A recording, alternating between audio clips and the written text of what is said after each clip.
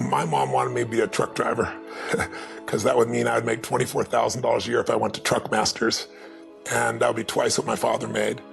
And she thought that would happen, but something inside of me said, I don't want to drive a truck. There's something else that matters more to me, and I decided I was not gonna go for money instead of passion. And the rewards have been pretty amazingly better than being a truck driver. It's not bad being a truck driver, it's just not what I was after. And I look back, and one of the things that helped me was my original teacher, Jim Rohn, who was a personal development speaker I went to hear when I was 17. He said something the first time I heard him, and he said, you know, it's really simple. If you want life to change, you got to change. If you want life to be better, you've got to get better. It's the only way it happens. And luck will show up for people and it'll leave them. But if you're constantly improving who you are and what you give, game over. When people ask me, what does it take to be happy? I always tell them one word: progress.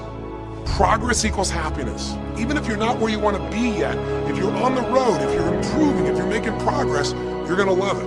You're going to feel alive. On the other hand, it doesn't matter how successful you are. If you stop growing, you start dying inside.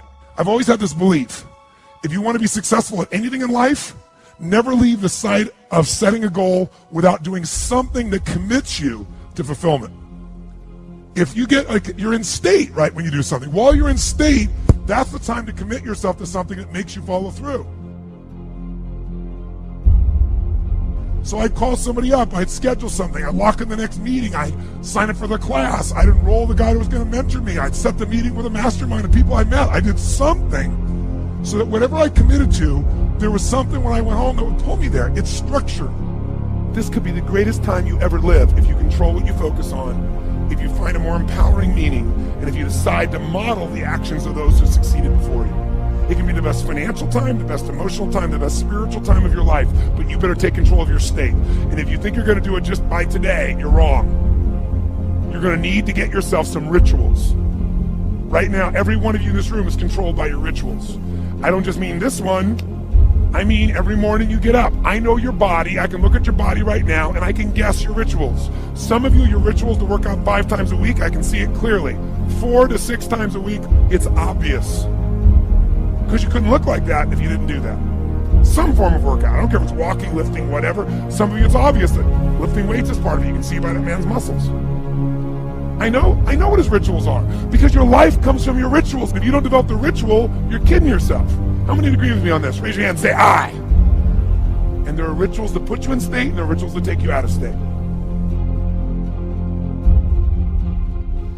But if you've got what you know, that focus, the target, and you got the toolbox, and you're still not getting what you want, it's because you got inner conflicts. That's the third pillar. You've got to resolve your inner conflicts. Because that, as I tried to explain to you, 80% of success in anything is your psychology, and 20% is the mechanics. So those inner conflicts are when you take 2 steps forward, you pull 3 steps back. Right? When you say, boy, I'm totally committed to this, but you don't follow through. This is my expertise, the why guy part. Why? Why do you keep saying you want this? You have crystal clarity, you have the tools, and you're still not getting it? There's a conflict in you. Align your life with what is most important to you. And then once you are in a position where you're aligned, guess what you'll do? Take action. You won't have to work at it. When everything's in alignment, there's nothing pulling you away, boom, you go for it.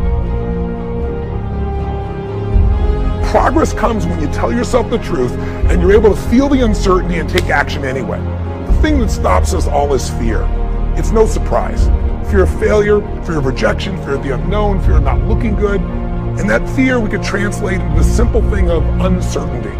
Now, when you look at someone who's incredibly successful, you look at someone who's truly a leader in their life or in their field, the one thing they have in common is they exude this sense of certainty. Now, where's that come from? Is it inborn? Are they lucky? Are things just going their way? No, great leaders know how to step in the uncertainty and bring the certainty to the situation. Most people in life, we really feel like the level of stress in our life comes to how much of life do you feel like you control, or how much does life control you? Do you tend to control more of what's going on, or events controlling you? It's very easy to have those events start to take control unless we take control of what's between our ears, our own mind. You see, what you and I focus on massively affects how we feel, whether we're thriving or surviving. If you focus on what you can't control, if you focus on the past, if you focus on what's missing from your life constantly, that pattern of focus will make you frustrated, overwhelmed, depressed. It won't even matter if you're taking antidepressants. If you keep focusing on what you can't control, what's missing from your life, you're going to feel depressed still. You can take as many antidepressants as you want. Focus equals power. If you want to thrive, you got to focus on what you can control. You got to focus on the difference you can make. You got to focus on what's already in your life that you're grateful for. So you got to find a story that's going to empower you to act. A story that's going to get you to find the breakthrough, because otherwise, with a lousy story, you'll never find the strategy, or you'll come up with a reason why it's too expensive, you can't get there, you can't access it, or you'll even get the strategy and then half-assed apply it just so you can reward your story that says it doesn't work because I tried it. Resourcefulness is the ultimate resource. And if you don't have what you want, stop telling yourself the story because you don't have the money, you don't have the time. That's bullshit.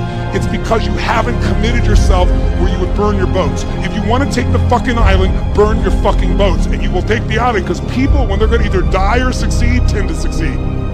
But most of us give ourselves a way out, and that's why we don't have what we want.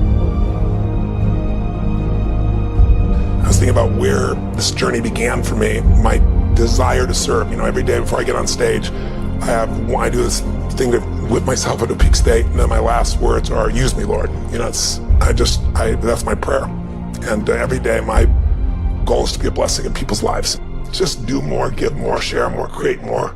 What you need will be there. It's like air. You don't stop to think about when you take a breath whether it'll be there or not. It's always going to be there. Yeah. You just got to do your part. Early in my life, one of my mentors, a man named Jim Rohn, said, Tony, all you have to focus on in your life is find a way to add more value than anybody else does, and you'll never have to worry about anything.